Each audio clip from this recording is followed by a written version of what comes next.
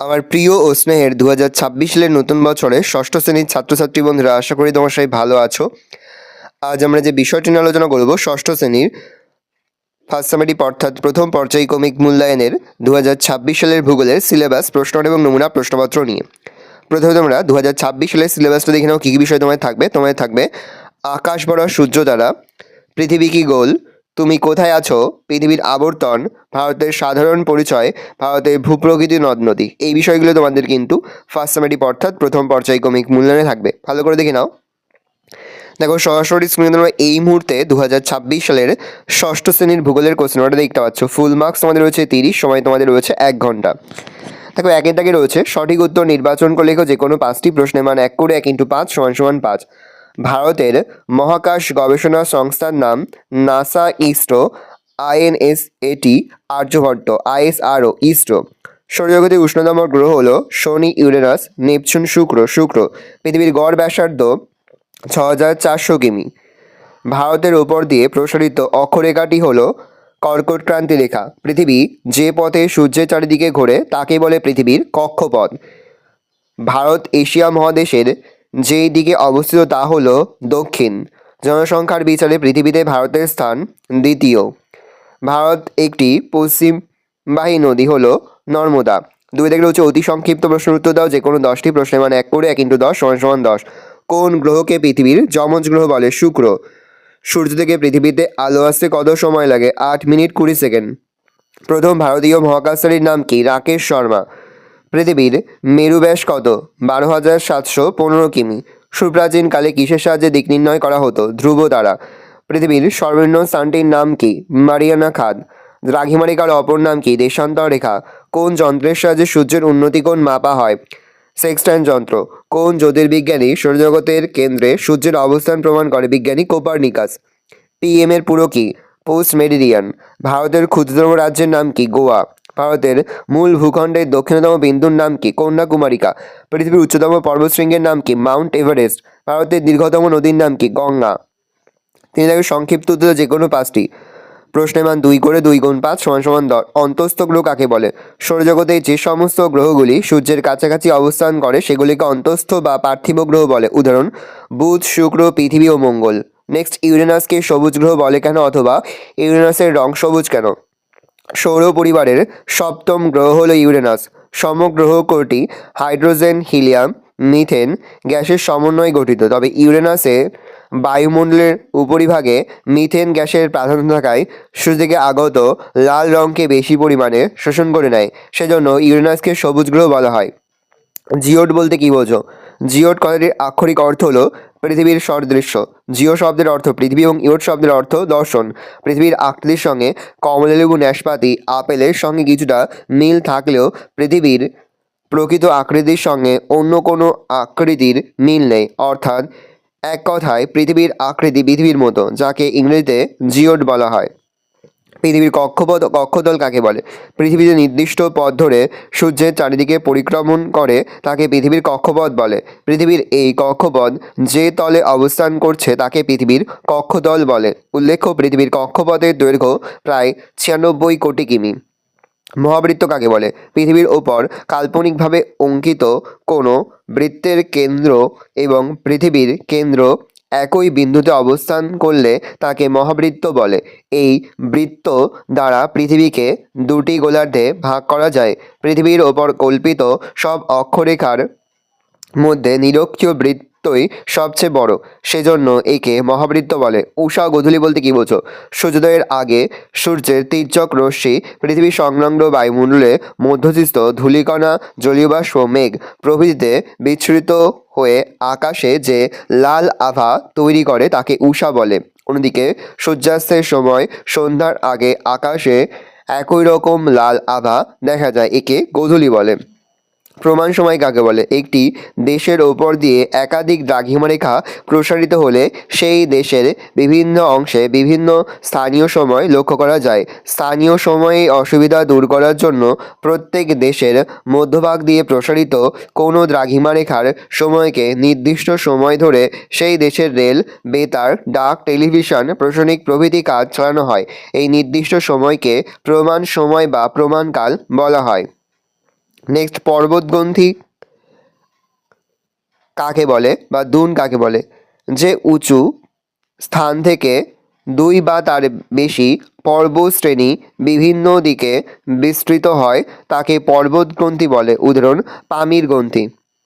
Next, Himachal এর দক্ষিণে অবস্থিত শিবালিক ও হিমালয়ের মাঝের সংকীর্ণ উপত্যকাকে দুন বলে। যেমন দেরাদুন। ব্যাখ্যা করো বা ব্যাখ্যামূলক উত্তরভিত্তিক প্রশ্ন, যে কোনো একটি প্রশ্নের মান 5। গঙ্গা নদীর গতিপথ আলোচনা করো। গঙ্গোত্রী হিমবাহের গোমুখ তুষার গুহা থেকে উৎপন্ন। প্রথম অবস্থায় এর নাম ভাগীরথী। উত্তরপ্রদেশের এলাহাবাদের কাছে প্রধান উপনদী যমুনার সাথে মিলিত হয়েছে। মুর্শিদাবাদের ধুলিয়ানের কাছে পদ্মা ভাগীরথী হুগলি নামে 2টি শাখায় ভাগ হয়েছে। প্রধান শাখাটি পদ্মা নামে বাংলাদেশ এবং অপরটি ভাগীরথী হুগলি নামে পশ্চিমবঙ্গের ওপর দিয়ে প্রবাহিত হয়ে বঙ্গোপসাগরে মিশেছে। নেক্সট, উত্তরের পার্বত্য অঞ্চলের সম্পর্কে যা জানো লেখো। ভারতে একেবারে উত্তরে রয়েছে পার্বত্য অঞ্চল। এই অঞ্চলটি ভারতের উত্তর পশ্চিমে জম্মু কাশ্মীর থেকে শুরু করে উত্তর পূর্ব অরুণাচল প্রদেশে পর্যন্ত ধনুকের আকারে অবস্থান করছে। হিমালয় কারাকোরাম হলো এখানকার প্রধান পর্বতশ্রেণী। কারাকোরাম পর্বতের গার্ডেন অস্টিন ভারতের উচ্চতম পর্বতশৃঙ্গ, যা আবার পৃথিবীর দ্বিতীয় উচ্চতম। উত্তরের পার্বত্য অঞ্চলে অনেক হিমবাহ দেখা যায়, যেমন সিয়াচেন, জেমু। এই সকল হিমবাহ থেকে গঙ্গা, সিন্ধু, ব্রহ্মপুত্রর মতো নদী সৃষ্টি হয়েছে। এই পার্বত্য অঞ্চলে কতগুলো গিরিপথ রয়েছে, যেমন বানিহাল, জজিলা, নাথুলা। ভারতের উত্তরের পার্বত্য অঞ্চলের সবথেকে উল্লেখযোগ্য পর্বতশ্রেণী হল হিমালয়। হিমালয় কথার অর্থ বরফের গৃহ। হিমযুক্ত আলয়। হিমালয়ের উত্তর থেকে দক্ষিণে 3টে সমান্তরাল পর্বতশ্রেণী দেখা যায়। একেবারে উত্তরে হিমাদ্রি, তার দক্ষিণ হিমাচল ও একেবারে দক্ষিণে শিবালিক। 1 দিয়ে পয়েন্ট করে হিমাদ্রি।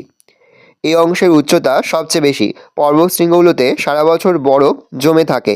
এই অংশে মাউন্ট এভারেস্ট পৃথিবীর সর্বোচ্চ পর্বতশৃঙ্গ। ভারত নেপাল সীমান্তে অবস্থিত কাঞ্চনজঙ্ঘা পৃথিবীর 3য় উচ্চতম পর্বতশৃঙ্গ।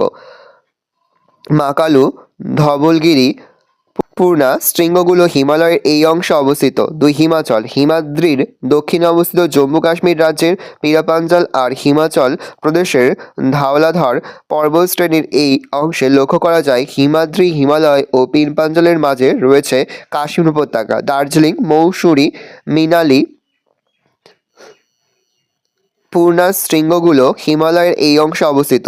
2 দিয়ে পয়েন্ট করবে হিমাচল। হিমাদ্রির দক্ষিণে অবস্থিত জম্মু ও কাশ্মীর রাজ্যের পীরপাঞ্জাল আর হিমাচল প্রদেশের ধওলাধর পর্বতশ্রেণী এই অংশে লক্ষ্য করা যায়। হিমাদ্রি, হিমালয় ও পীরপাঞ্জালের মাঝে রয়েছে কাশ্মীর উপত্যকা। দার্জিলিং, মুসৌরি, মানালি, নৈনিতাল, সিমলার মনোরম প্রাকৃতিক সৌন্দর্যে আকৃষ্ট হয়ে বহু পর্যটক প্রতি বছর এই পাহাড়ি শহরগুলোতে বেড়াতে আসেন। 3 দিয়ে পয়েন্ট করে শিবালিক। হিমাচলের দক্ষিণে অবস্থিত শিবালিক ও হিমালয়ের মাঝে সংকীর্ণ উপত্যকাকে দুন বলে, যেমন দেরাদুন। শিবালিক হিমালয়ের পাদদেশে ঘন অরণ্যাবৃত অঞ্চল হলো তরাই। ভারতের পূর্ব সীমানা বরাবর রয়েছে পাটকই বুম আর নাগা পর্বত। মেঘালয় রাজ্যে রয়েছে গারো, খাসি ও জয়ন্তিয়া পাহাড়। নেক্সট কোশ্চেন, উপদ্বীপীয় মালভূমি অঞ্চল সম্পর্কে আলোচনা করো। উত্তরের সমভূমির দক্ষিণে অবস্থান করছে ত্রিভুজের মতো দেখতে ভারতের উপদ্বীপীয় মালভূমি অঞ্চল। মালভূমির 3 দিকই পাহাড় দিয়ে ঘেরা। উত্তরে আছে আরাবল্লী, বিন্ধ্য, সাতপুরা পর্বত। পশ্চিমে পশ্চিমঘাট, দক্ষিণে নীলগিরি, আনাইমালা ও পালনি এবং পূর্বে পূর্বঘাট পর্বতমালা। সমগ্র অঞ্চলটির গড় উচ্চতা 600 থেকে 900 মিটারের মধ্যে। পশ্চিম থেকে পূর্ব দিকে ভূমির উচ্চতা ক্রমশ কমে গেছে। পয়েন্ট করে সমগ্র অঞ্চলটিকে কয়টি ভাগে ভাগ করা যায়? 1 দিয়ে মধ্যভাগের উচ্চভূমি। খুব শক্ত প্রাচীন শিলা দিয়ে গঠিত এই অঞ্চলে মালব, বুন্দেলখণ্ড এরকম বহু মালভূমি দেখা যায়। এই মালভূমি অঞ্চল থেকে নর্মদা, তাপ্তি নদীর সৃষ্টি হয়েছে। এই 2টি নদী পশ্চিম দিকে বয়ে গিয়ে খাম্বাত উপসাগরে পড়েছে। 2 পূর্ব ভারতের উচ্চভূমি। এই অঞ্চলে ছোটনাগপুর, মাখেলখণ্ড মালভূমি দেখা যায়। মহানদী দামোদর এই অঞ্চলের প্রধান নদী। এই 2টি নদী বঙ্গোপসাগরে পড়েছে। 3 দাক্ষিণাত্যের মালভূমি। এই মালভূমির উত্তর পূর্বে বিন্ধ্য, মহাদেব, মহাকাল পর্বত, পূর্বে পূর্বঘাট ও পশ্চিমে পশ্চিমঘাট পর্বতমালা দিয়ে ঘেরা। এই অঞ্চলের নদীগুলি হলো গোদাবরী, কৃষ্ণা, কাবেরী। ভালো করে দেখে নাও, এই রয়েছে টোটাল তোমাদের ফার্স্ট সামেটিক অর্থাৎ প্রথম পর্যায়ক্রমিক মূল্যায়নের ক্লাস 6-এর ভূগোলের কোশ্চেন। ভালো করে নোটে দেখে নাও। এই প্রশ্নপত্রের সম্পূর্ণ পিডিএফ ফাইলটা কিন্তু আমাদের ফেসবুক পেজ রয়েছে এডুকেশন ফ্যামিলি, সেখানে তোমরা কিন্তু পেয়ে যাবে। ডেসক্রিপশনে কিন্তু ফেসবুক পেজের লিঙ্ক দেওয়া রয়েছে। ভালো করে দেখে নাও। আশা করি ভিডিওটা ভালো লেগেছে। ভিডিওটা ভালো লাগলে ভিডিওকে লাইক করতে ভুলবে না। আমার চ্যানেল নতুন হও তাহলে যে সাবস্ক্রাইব বাটনে প্রেস করে পাশে যে বেল আইকনটা প্রেস করা, যখন নতুন কোনো ভিডিও আপলোড করি সবার ফার্স্ট নোটিফিকেশন তোমরা পেয়ে যাও। আর এই ভিডিওটি তোমার বন্ধু বান্ধবী আত্মীয় স্বজন সবার মধ্যে কিন্তু অনেক শেয়ার করে দিলে। বছর ক্লাস 6-এ পড়ছে, কোনো প্রশ্নের উত্তর লিখতে বা বুঝতে যদি কোনো রকম অসুবিধা হয় তাহলে কিন্তু নির্দ্বিধায় কমেন্ট কমেন্ট করে জানাতে একদমই ভুলবে না। আমরা কিন্তু ইতিমধ্যেই ক্লাস 6-এর প্রতিটি বিষয়ের সিলেবাস, প্রশ্ন এবং নমুনা প্রশ্নপত্র কিন্তু আপলোড করি। তার পাশাপাশি অর্ধভিত্তিক সাজেশনও কিন্তু আপলোড করে দিন এখনও পর্যন্ত। সেই ভিডিওগুলো না দেখে থাকো, ভিডিওগুলো কিন্তু তাড়াতাড়ি দেখে নাও। ভালো করে দেখে নাও প্রশ্নপত্রটা।